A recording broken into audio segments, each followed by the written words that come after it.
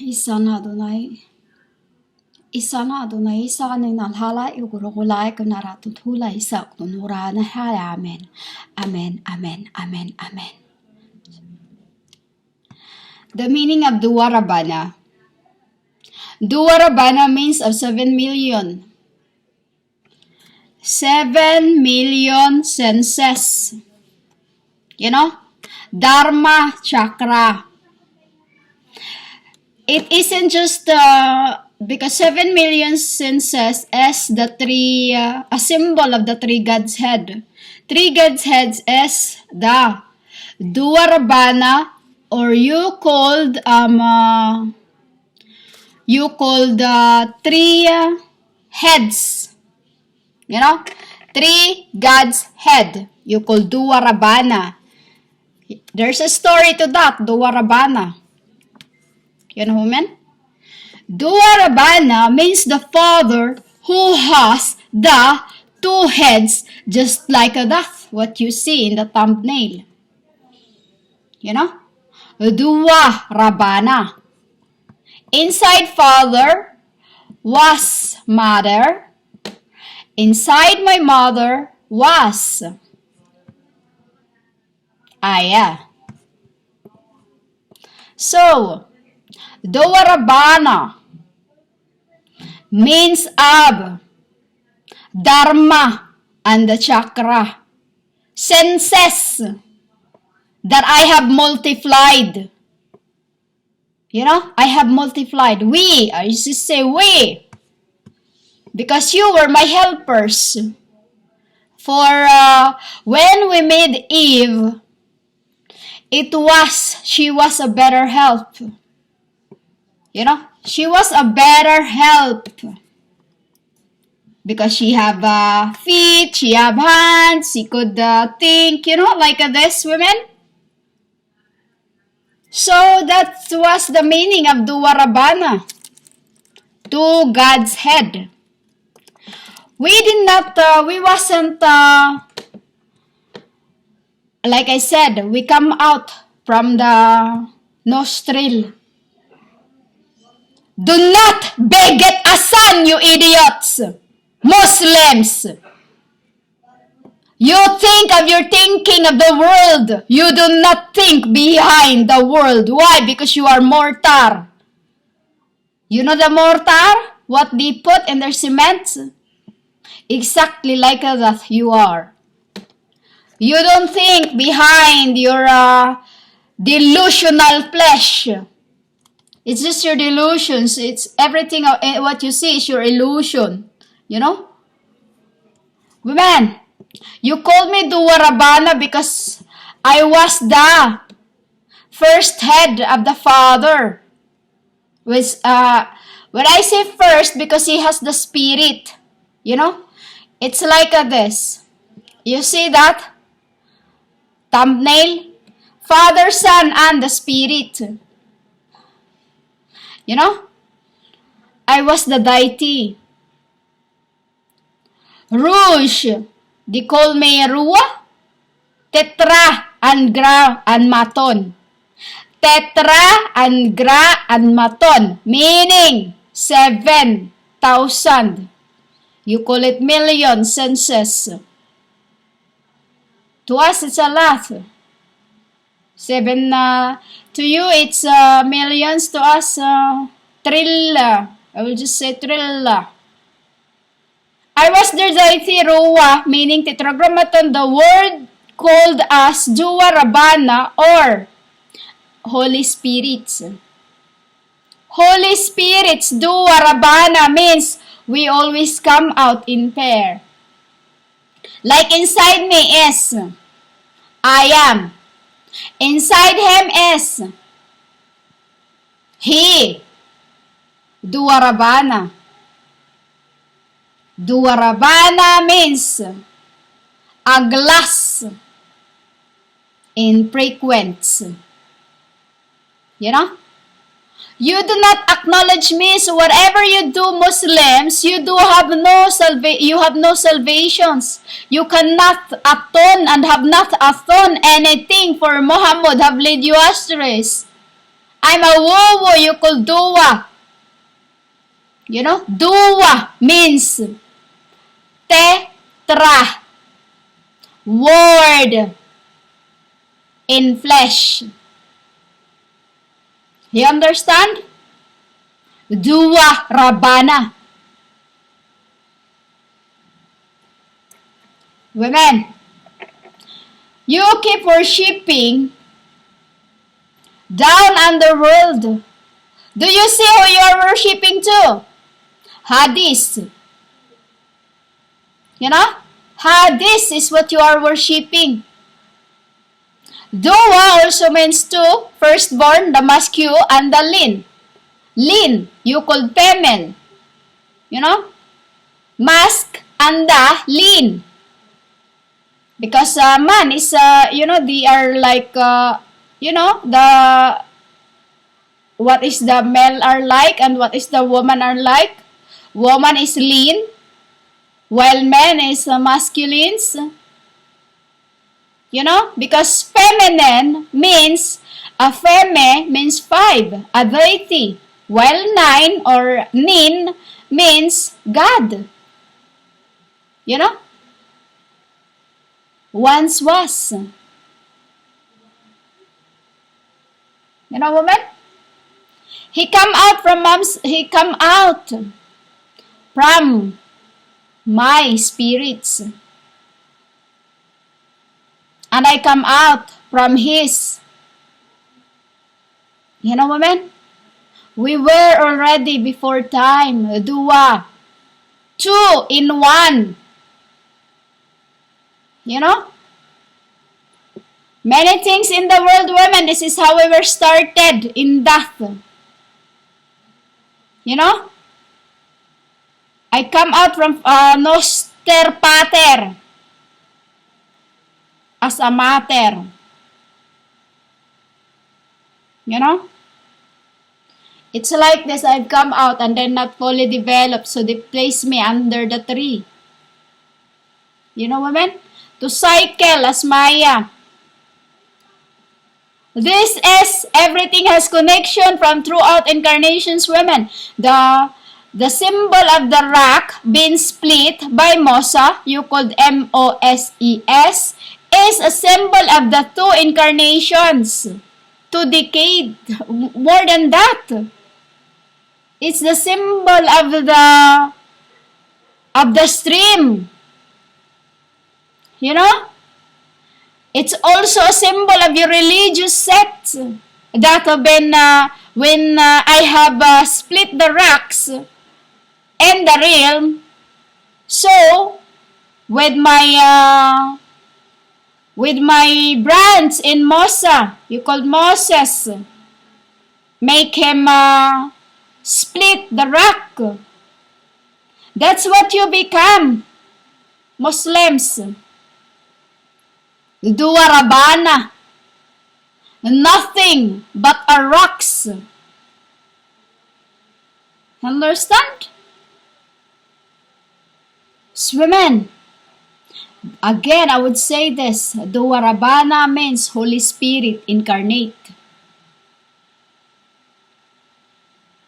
You hate to listen to my truth what I speak. You don't like to listen. You have no idea how you were made and why you are here. Why you are doing that prayer 5 times a day for. Yet, you are practicing. Women, that's Hades you are worshipping, you know. That's Hades. You called Hades. Hades is what you are worshipping. Do you know what's under the Hades, women? The way how you worship Muslims. Under the heads is your corpses. You know how you put them, you make them stand? That's what you. When you laid your deads, you keep them changing. Dilahara. What a graveyards. That is what it is, women. There's many of you that have lost in the fire. Women, Dharma chakra and 2, Muslim and 2, Christianity is the symbol of the rocks that been split. You know? Just because it's those times, those worldly is testing my papa. You testing my papa, yet and in this end, when you ask for Messiah, you do not even acknowledge me. You know? Because you think my father does not, indeed women, my father have not, we come out from his nostril. Do you understand the word nostril? By the nose. You know where your nose is, in your nose there is like a line on the bottom of it? You know, the nose line in the bottom of your nose. There is 2 in it. There is 2 line in it. That is where I and he come out from. You know? In your nose, both sides, there is a line in it. That symbol of your, you know, point your 2 pointing finger in there. You know? I don't know how you call it. We call it mic.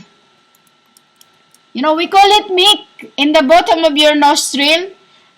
Like on the, right on the point, you know? Right on the pointed of your nose. It's on the side, 2 sides. There is a line in there. It's called mic. You know? Women, I come out from my great father's spirits. Inside father was Mame, Eloy, Taba, Hulita, Huli. That's when Ahaya started. I become his soul. I was become the mate. Inside my hay, or inside my abode, Amaya, was my Holy Spirit. You know? And inside me was his holy and his spirits. And at the time of the world called me Messiah, called GSUS, or etc., whatever you called, Yeshua, Yahusha, Yeshua, whatever, you know, does not matter because we are spirits with names. When you say names, when words, you know, which means Jesus said, Mary was the one who were calling me Rabbi in my spirit realm. I become as a life cycle for me to be fully formed. You know, I cycle in the spirit realms because Father has formed, Yah has formed, Mama is already formed in a glass, you know, in a glass. I was cycling. Yeah, call me maat. You know? Yeah, call me maat. My sisters and aunts call me Dua. Call us Dua. Why Dua, women? Like I said, in your nose, the pointer, there is 2 Dua in there. That is where I come out. You know? That is where I come out. Ra is my Oneya. Oneya is, she was inside mom. You know, as a beat. She was inside mom as beat. You called me Dua Rabbana in this end because it was the symbol of the horn that Moses had worn when he comes down from top of my heavens. I would say top of my heavens. You know? Because there's a lot of meaning of Dua Rabbana. Dua Rabbana means a deity who comes down from heaven for my life to be to lay down my life only to take it back. You know? For I was the deity. I was the deity, women. You know? That's when too I said where my father placed me. You know? I have a very, very long hair when I was called Deity, you idiots! You think you have the only long hair? Women, what I follow is heavenly, not your worldly thought and thinking. For my heavens are higher than mountains. Remember, I said this. Heavens are higher than the earth, meaning to say, my thinking is higher than yours because I am heaven, tetragrammaton. While you think of the world and not out of the world. I become goddess, women, because of the stance of the lotuses. You know? That's when we started keep fall. It was for us to become, to master, you know? To master air. You see air? It means also of a spirit. Mass means two. Multitudes. You know? Inside Pater was frequent, mom's frequent.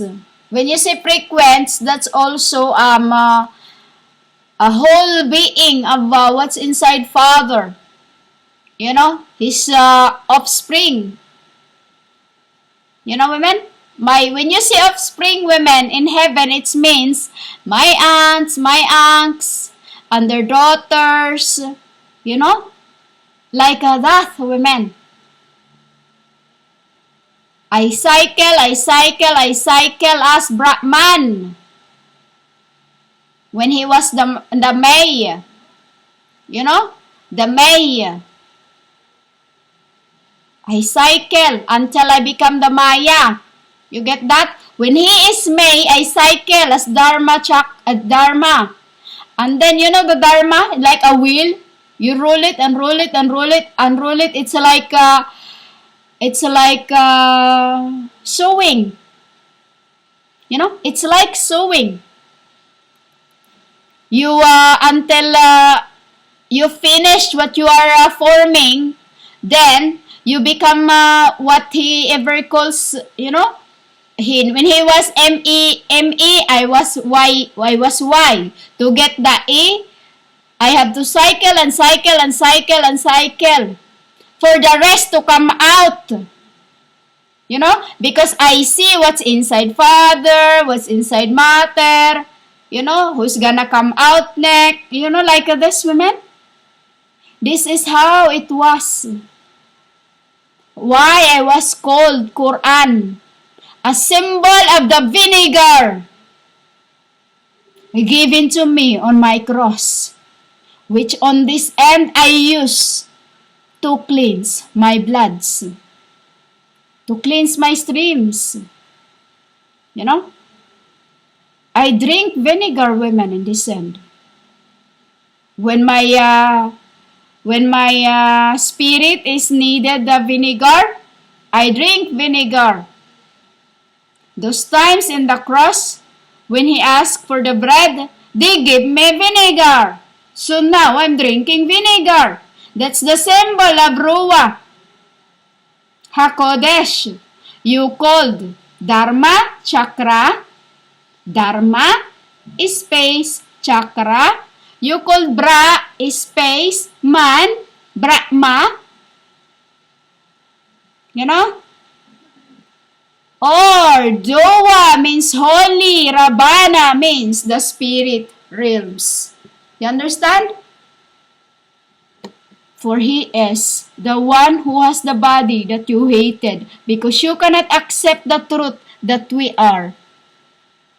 You cannot accept the truth that thy goddess is the God.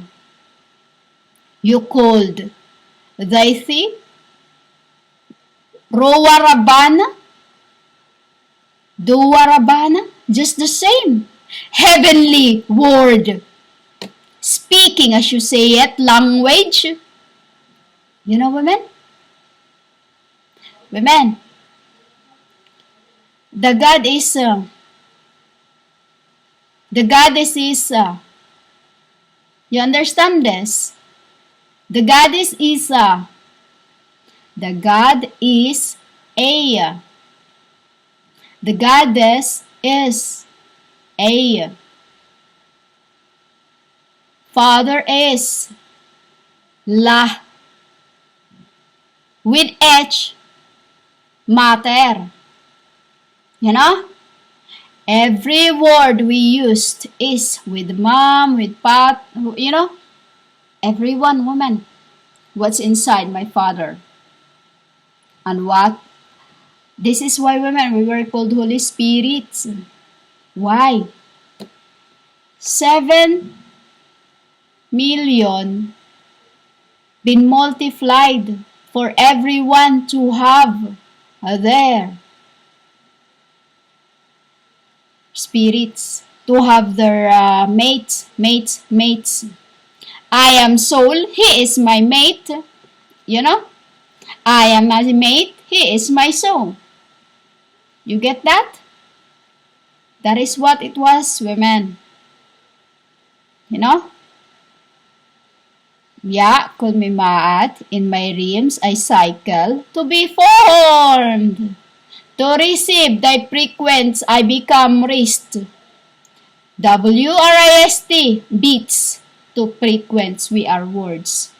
That is what the story of that you cannot understand because you only think of the world but not of the world. What's given to you by the worldly. Not thinking that in the beginning I am the Bible, which where the Quran was made from, my holy book. When they have started splitting it, like how my rock was split in Mount Horeb, you know, or reverse the word Horeb, Robe. I am Robe. I am Ro and the Be. You get that? Women, in Quran, I am the Isa Adonai hath make it the bird and let it fly when I was 12. And the wise Lord. You know? The wise Lord you called Allah is I am He. Yet you hated.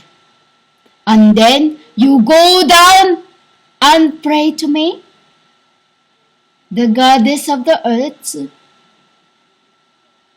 I cannot. For in my book, you are a log to be thrown to the fires of hell.